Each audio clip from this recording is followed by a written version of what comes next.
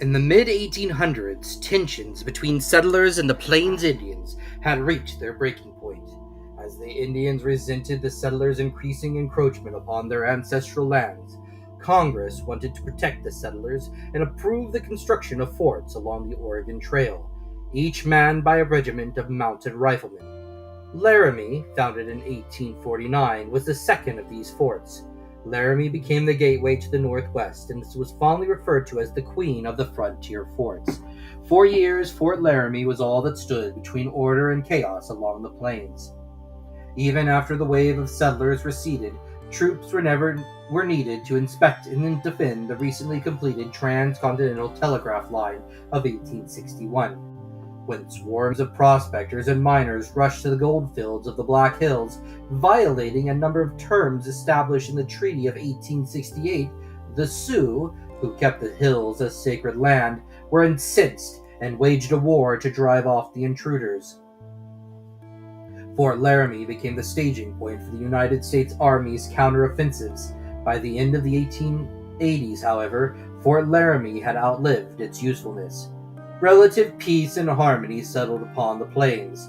The fort was decommissioned in 1890 and its buildings auctioned off to civilians.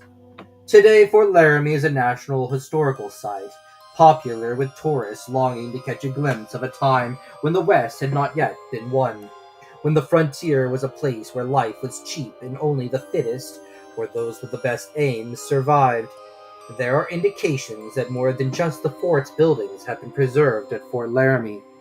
Earl Murray, writing in The Ghosts of the Old West, describes a variety of encounters that one former employee had during his years at the fort.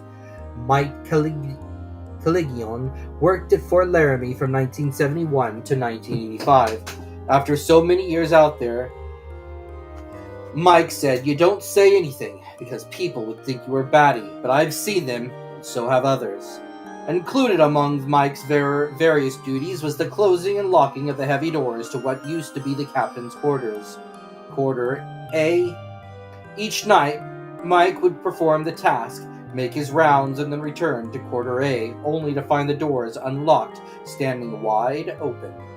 There were times he thought someone might have been playing a trick on him, but then there were those nights in late fall and early winter when there were no visitors at the fort, and Mike was the only living person there.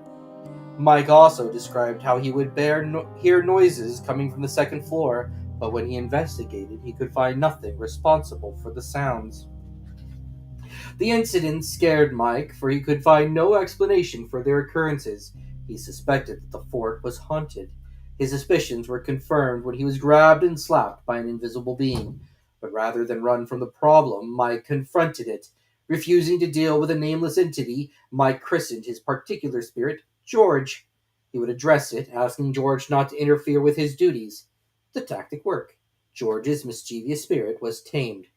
Well, almost. There were still times when Mike had to remind his guests about keeping the doors closed.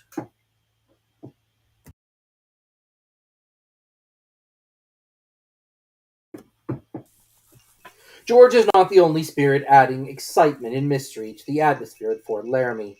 The woman in green was seen as early as the middle of the 19th century, when soldiers stationed at Fort Laramie first witnessed the strange phenomena.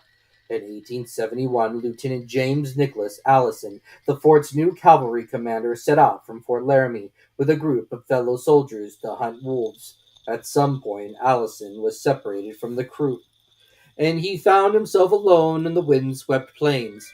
Or was he? Riding across a long hill in the distance was a woman in a green dress atop a black stallion. Thinking the woman might be in trouble, Allison gave chase, but try as he might, could gain no ground. She disappeared over a small rise, and when Allison gained the mount, he looked out over the prairie and saw nothing. The woman had vanished. A shaken Allison returned to the fort, where he related to the other soldiers what had happened. To his surprise and relief, they nodded in recognition. They told him he had seen the woman in green, the spirit of an officer's daughter who appears every 7 years upon the plain. Allison learned that in life the woman had chosen a suitor. Her father did not approve. Of disobeying her father, she would ride from the fort for hours until one night she never returned home. No one knew her fate, but it wasn't long before the Sioux and the other tribal bands began to tell the story of the vanishing woman in green. Soldiers at Fort Laramie witnessed the same phenomenon, and it became painfully clear that the daughter had met an untimely fate and would now spend an eternity riding the plains, going nowhere, appearing only every 7 years to pique the curiosity and arouse interest. Other spirits at Fort Laramie are not as shy as the woman in green. In 1985, two young girls were sitting and chatting on the upper balcony of Old Bedlam, the fort's post quarters.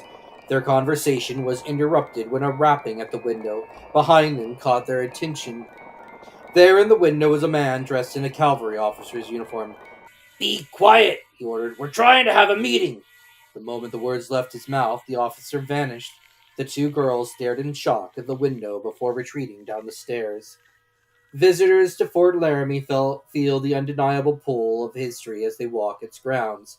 After all, it's difficult to resist history's gravity when the sound of heavy boots can be heard treading over the boardwalk in front of the cavalry barracks, like soldiers answering reveille, but no one is seen marching.